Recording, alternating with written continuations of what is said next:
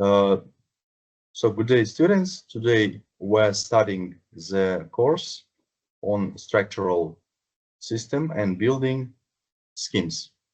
So our main goal of our lesson to understand the types of systems, so how they work actually in space, and how to choose the rational scheme for given conditions, um, like function, seismicity, soil conditions, number of stories, the span, the length and width of the building, and other questions. So our lesson plan. The first our question is the structural system and building schemes. Next, there will be some control questions and the literature. By using the literature, you can more deeply understand our discipline, and you can find in the literature all actually answers for the questions how to apply construction, how to constructions, and how to use them in your work. Okay, so let's start from the talking about the architectural and the structural systems of multi-story buildings, high-rise buildings, and so on. So we begin with the load part, actually. So it means that floor slabs collect the load and transfer it through the beams and girders to the vertical elements like columns, walls, in some cases monolithic cores, and then down to the foundation and soil. So transmitted actually found through the foundation, transmit to the soil. So this part actually is very important because weak, for example, weak stories can actually destroy all the system. That's why we need to understand how the loads are transmitted through the main construction.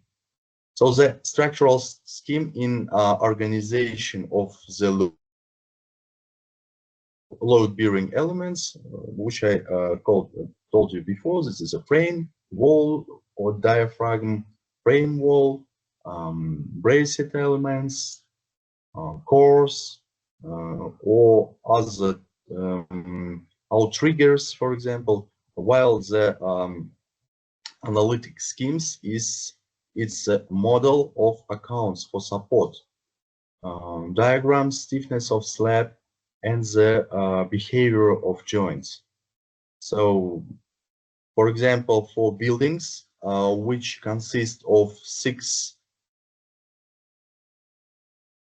to, I don't know, 15, 20, or 25 story, the rational choice is the frame system, actually, which balance stiffnesses and planning flexibility.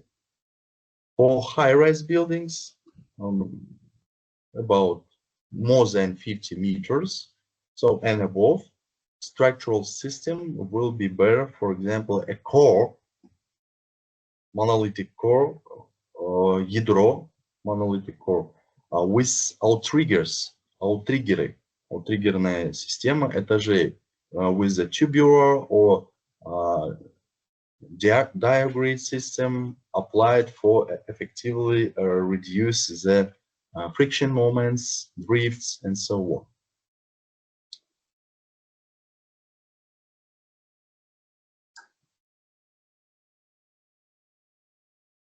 So let's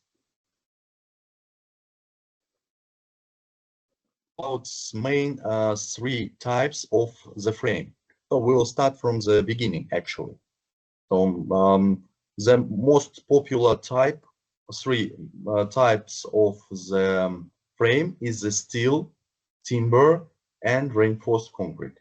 So in terms of span, actually construction, speed, fire resistance, and so on. So the first one, steel frame, provides actually the highest speed of erection. It's one of the first benefits. Allows for long spans. Bolted and higher strength connection make it possible actually to quickly add floors and strengthening during construction. Next, the timber frame offer actually some advantages like it weight and the sustainability. So also it's low inertia of beneficial in seismic regions. It can be called like dry and clean construction. But there are also limitations like not so huge span and actually height, as well as some critical requirements for example, fire. There are also can be found another problem like moisture resistance, some difficulties with the connection detailing. In some cases, we need to use steel connections for the timber frame. Also, hybrid solutions are often used. For example, diaphragm of walls with the steel connections or reinforced concrete core. So this is a simple when we can make the mixture of construction. And the last one is a reinforced concrete frame. It delivers maximum stiffness in a built fire resistance, so it shows a good work of vibrations, ductility when joints actually properly detailed. It's important because mostly it's constructed on the side, on the construction side, that construction should be should be clear that all construction works is well done. So for reduce some problems like shrinkage, some failures of construction, and so on. What do we need? So it took from us long time for construction in comparison with the previous two types of the frames, and also we need the formwork. So formwork, Apaluka, is needable thing. Actually, without formwork, we can't create our structure in the, like, for example, you see on the picture. So reinforcement and formwork is an important thing. So in general, so we can say that all these three types of the frames are often used for constructions, but actually each of the three types has its own advantages and disadvantages. That's why we need to actually understand when we can use it, this type, or not. Okay, that's very important. A structural scheme is defined as a system of vertical elements, walls, columns, core, diaphragms, and other horizontal elements. So collection and transfer the load along the continuous paths can be made by slabs, frames, or walls actually, foundation, and the soil. So this is a scheme of transmission. So limitation of interstory drifts and control of stability includes second order effects. Fermentation of diagrams of rigidity and low resisting parts of horizontal action, for example, wind and seismic. What types of construction can give us typical errors? So if we will make some mistakes of applying the type of construction, this is a soft first story when the height of the first level is more than the height of other levels. This is the first one. Also, incorrect boundary conditions. So in the analytic model, it means that there will be some mistakes of connection, some construction between each other. For example, column and beam connection, column and foundation connection, beam to beam connection, and other ones.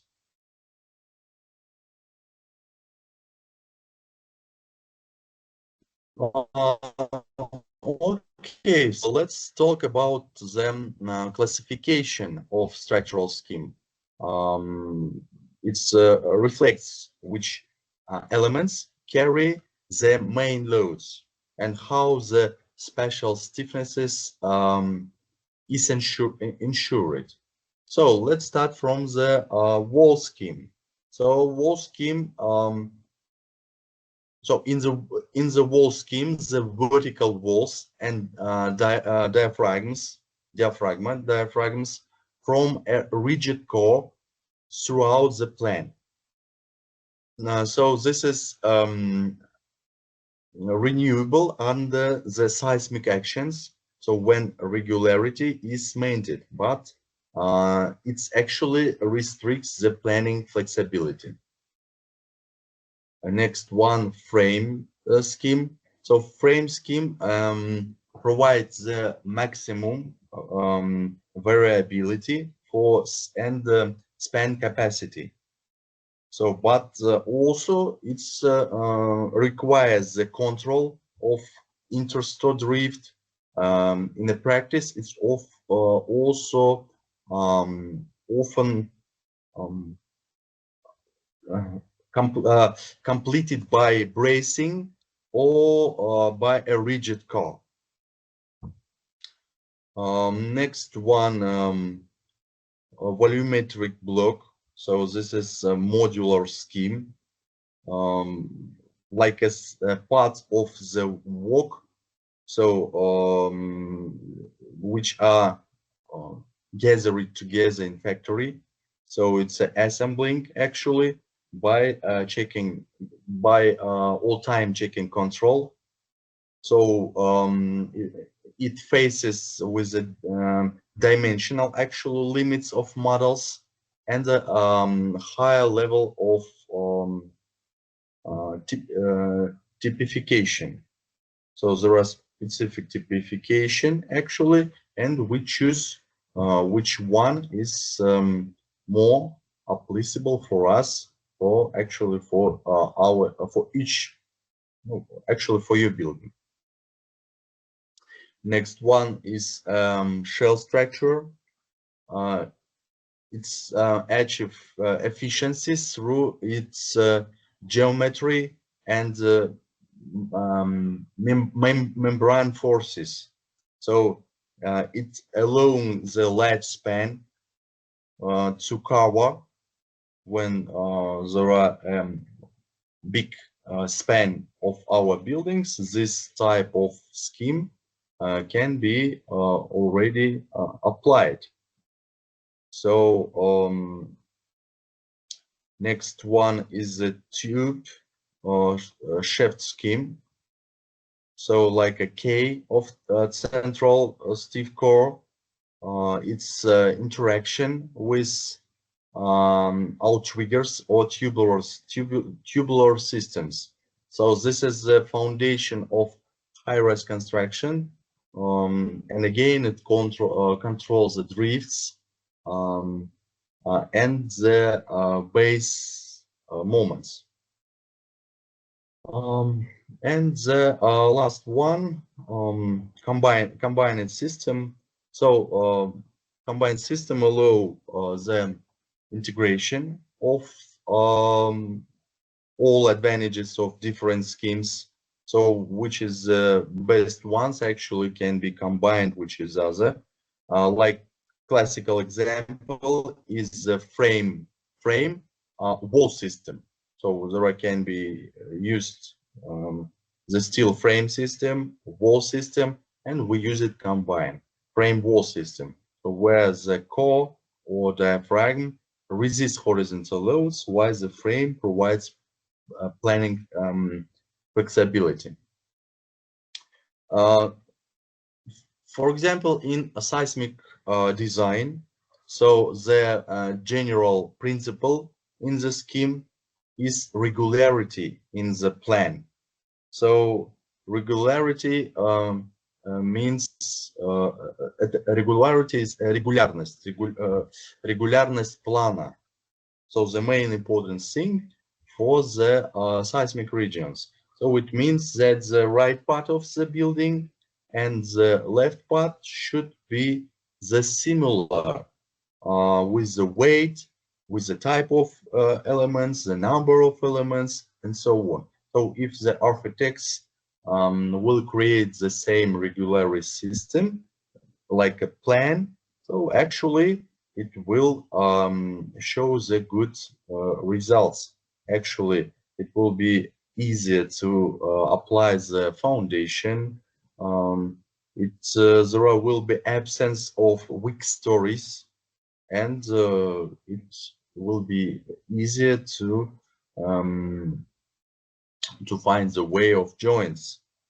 So the choice of scheme must always be coordinated with the actually constructors, designers, and also actually architects.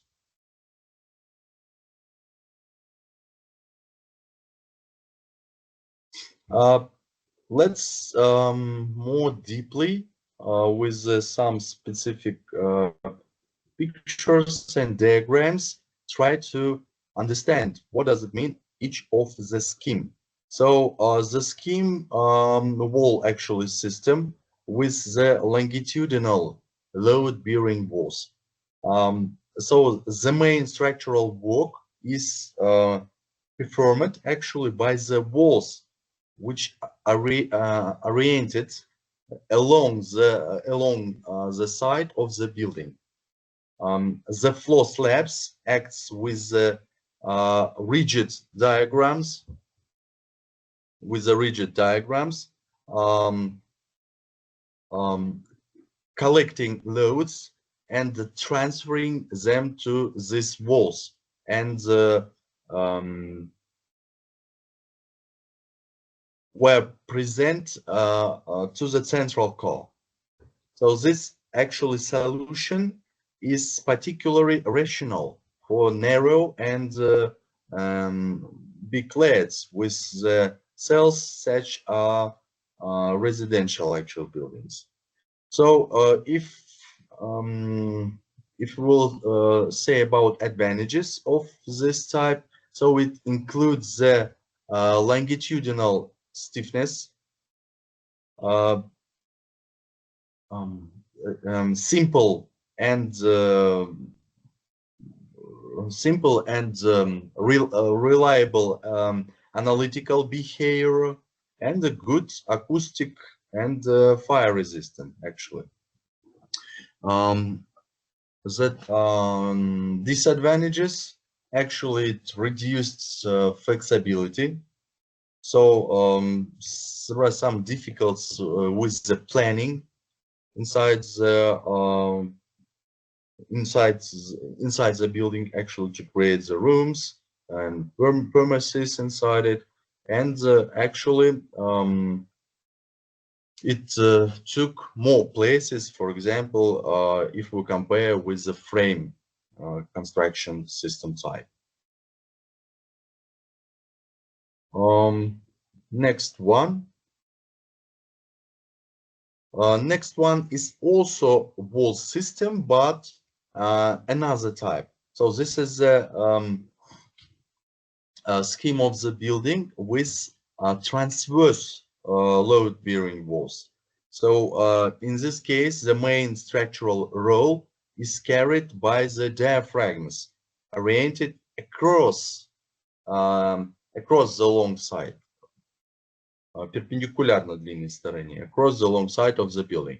So the floor slabs acting as rigid diaphragms collect loads and transfer them to these walls, and if present to the car. So this solution particularly rational for the regular layers, like classrooms, hotels, any type of residential buildings, in general, where the spacing of transfer walls of 3 to 6 meters ensures the economic performance and actually good control of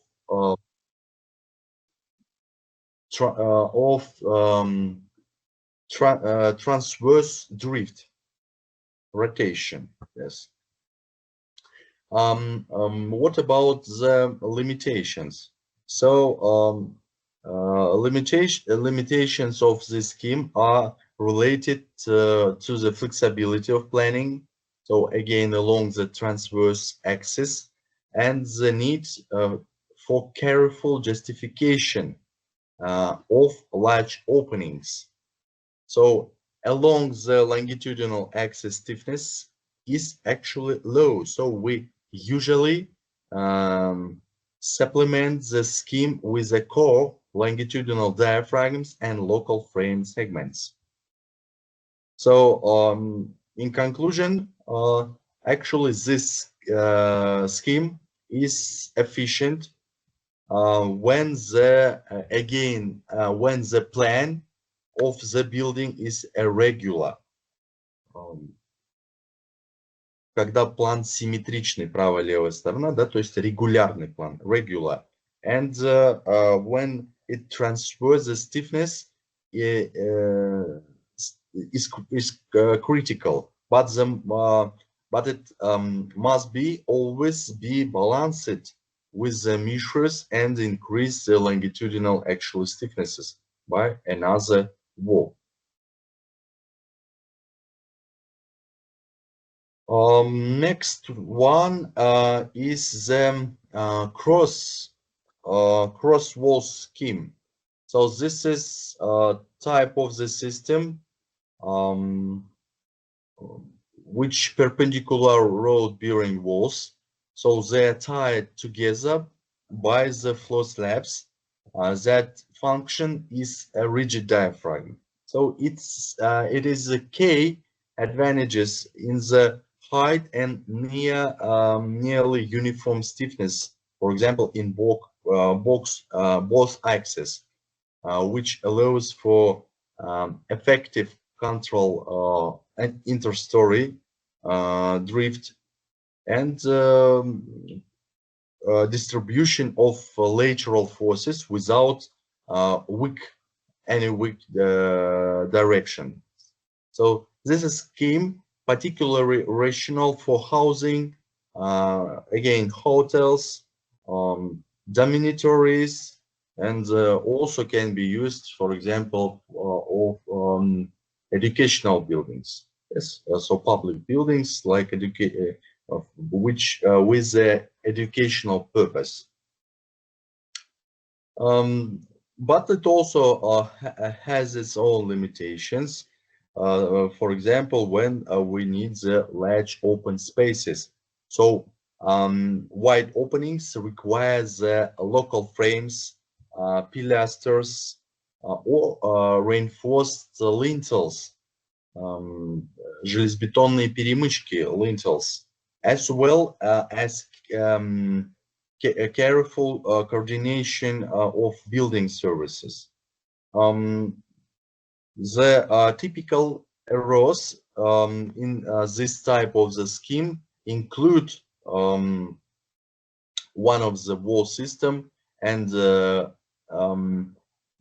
at the low floors, so leaving short discontinuous wall segments, which lead to deformation concentrations. So with a careful detailing, however, the cross wall scheme provides the predictable behavior and actually shows the good good seismical performance. Next one is the frame system. So this type of system essentially is the same. So the slabs, beams collect loads and transfer them to the column and actually then transfer to the foundation. So the difference lies in the role of the exterior walls. So the first one is self-supporting wall. So what does it mean? When the wall rests on each floor slab and carries only its own weight. So while the horizontal actions are transferred to the frame through the special anchors. So connections, anchors. So it's important to provide sliding joints and gaps so the wall does not pick up slab deflections or the thermal deformations. And the next one is certain walls. So certain walls, this do not rest downward at all. So they are suspended from the frame by this special brackets, which carries the weight and wind loads actually. So in this case, reliable design of using fixing, the accommodation of interstory movements is also should be controlled because it's critical for this type of the scheme. What about advantages of this scheme? The supporting walls provide better acoustic and the fire resistance. So and it's more suitable for the, for example, heavy cladding, кирпичная кладка тяжелая, heavy cladding, but they increase the mass and loading on the slab. Certain walls are lighter,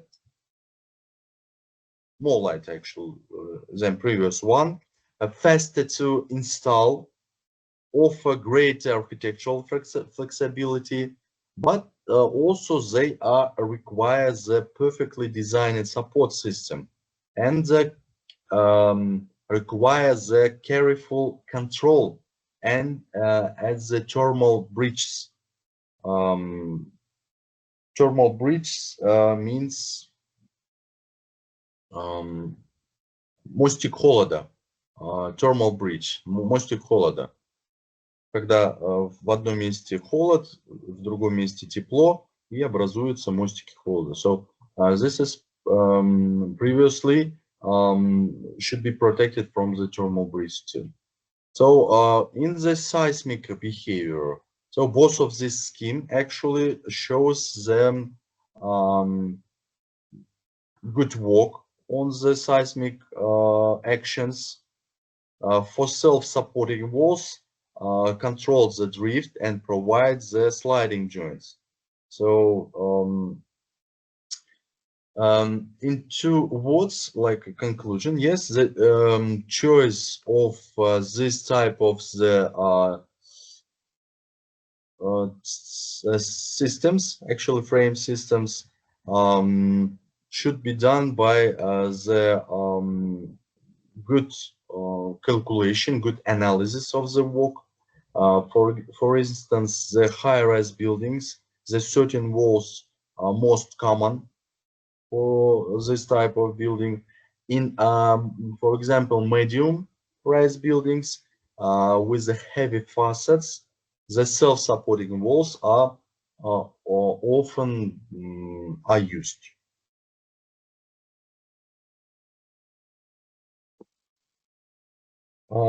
Next one is the frame system with arrangement of beams. So determines the stiffness, the height of the structural layers, and the convenience of integrated building services. So with the longitudinal beams, like you see on the picture A, the long spans can be efficiently supported, and the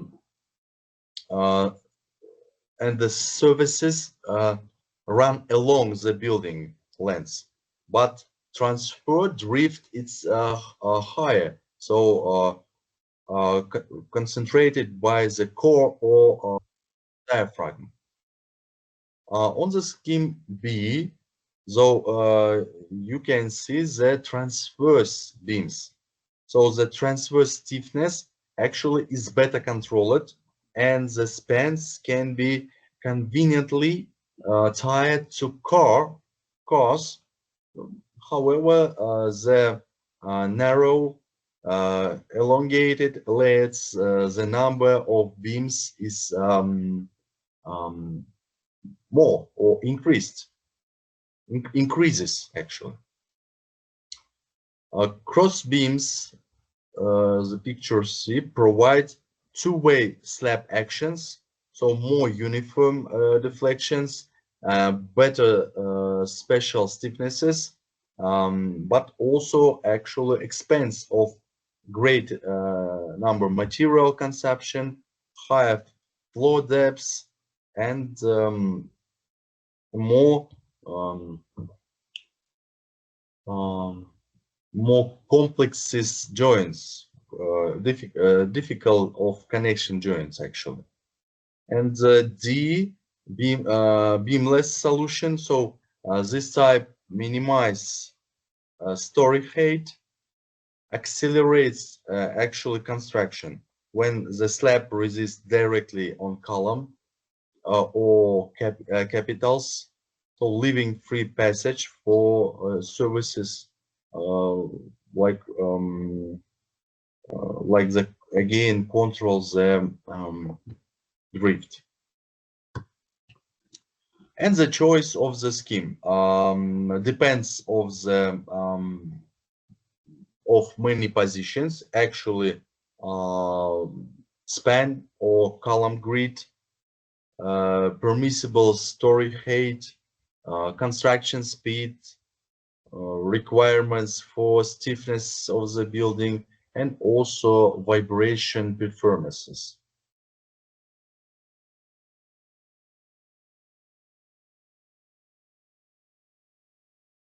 Here is information actually given in Russian. You can actually read it, and I will try to explain this three types of the systems. The first one, this is the frame system, where the lateral loads are resisted by rigid beam column joints. The braced system, diagonal bracing or shear walls are used, and the frames may be 100 and the main lateral force is carried by the bracing panels. So the advantage is higher stiffnesses and of course the cost efficiency in this case. And the last one is a dual frame brace system. So it's a combines of benefits of previously both two schemes. Yes, the frames in this case carry the gravity and the part of lateral loads, while the bracing or the diagrams resist the majority of seismic and wind actions. So in all cases, the interstory drifts must be checked with a special effect, effects action to the slab stiffnesses, which should be presented. Should be checked the weak stories, and again diaphragm and weak stories should be we should avoid it actually. Facets and the surfaces penetration properly coordinated, so the load paths are described. So in a few words, the choice of particular systems depends again of the layered drift requirements, building height, seismic activity, and also for maybe architectural constructional solutions. Let's talk in this way. Next type of the system is the volumetric block system. So is construction based on the prefabricated, in general prefabricated 3D models manufactured at the factory and assembled on the site into the special structural system, like you see on the pictures. The load bearing capacity may be provided by the model frames, while the stiffness is ensured by the car or bracing blocks. So the floor slab must function as rigid diagrams, collecting with wind and seismic forces and transferring them to the stabilization elements. So in the panel block, this is the variant B. So the picture B. Walls or slabs are combined with small volumetric units. So actually the K to reliability lies in the connection joints is bolted or welded inserts. So by using tie rods and injector sleeves. At the joints, for example, water, air tightness, fire resistant, and acoustic solutions also should be insured or must be insured. What about the limitations? It's difficult to transport. So the transportation dimensions. Also improved safety, the consistent quality actually. So foundations can be used prefabricated, not only monolithic. In seismic design requirements, so it should be higher regularity. So also connection, the better way of connection is the model foundation and inter-story buildings. Inter-story drifts, second order effects should be also checked in this way. So in actually in general, the volumetric blocks is very optimal type of serial projects for various types of the buildings, like again hotels, schools, residential complexes. So where the construction speed is consistent, quality, and also critical.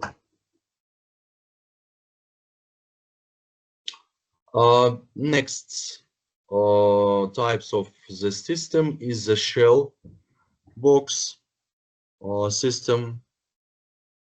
The shell box system works on the principle of rigid closed shell. All lateral forces from wind, seismic actions are resisted by exterior wall box. So in this case, facade is not just enclosure, but also load-bearing elements, which apply and transfer the load, forming forming the partial lattice. It may be frame type without bracing or braced, for example, in the form of diagrams or tubular system. Yes.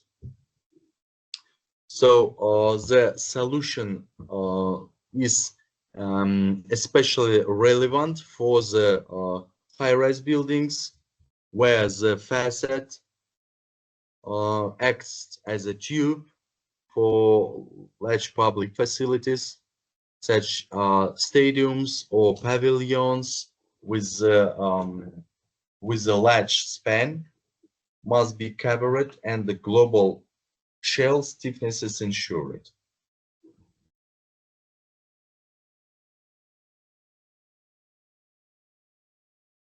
Next one, the volumetric block system. It can be designed in different ways depending on the placement of functional of the shells. So first one is the international shell, external shell, shell and shell, and the multi-sectional shell. So the key advantages of such solutions include the special stiffnesses and the strong architectural expression. But there are disadvantages. Actually, it's a need to higher assembly precisions. So that's very important.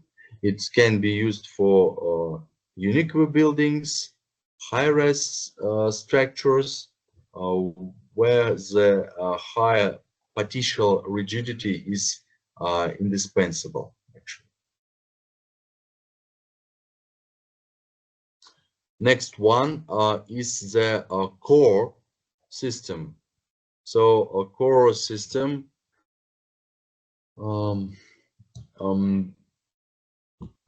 core systems are built around one of several load-bearing shafts. So it's a rigid actually core that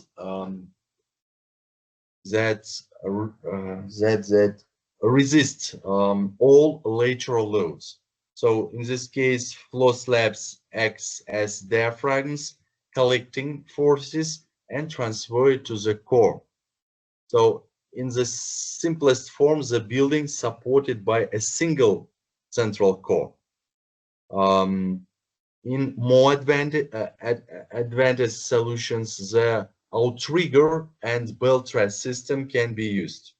So another way is approach the combination of core with a facet shell or diagrid.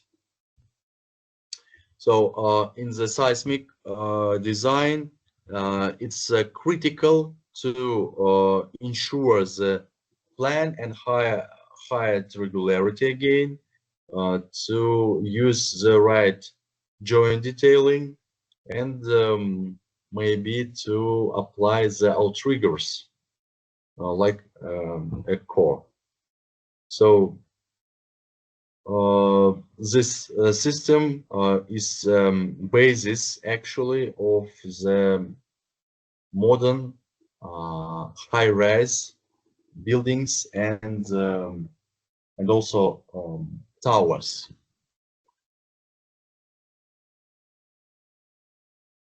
Next one is combined shaft system. So the main elements remains the rigid core. So when external walls are engaged, the facade becomes part of the load-bearing system. So the main advantages is increased stiffnesses, so reduce the deformations, and allow us to construct the more taller buildings. In limitations, it's planning flexibility again, and building services. So the last one, combined shaft system, provides the reliability and stability, making the particularly suitable for using it in the high-rise or multifunctional buildings.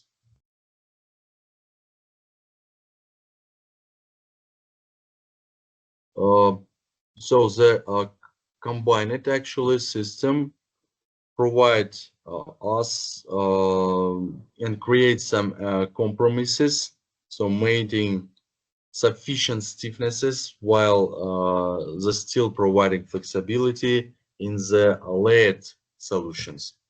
So in advantages can be stability actually, and rationality.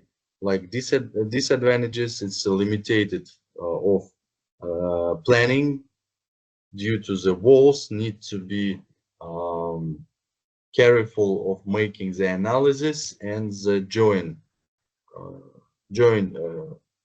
elements joining.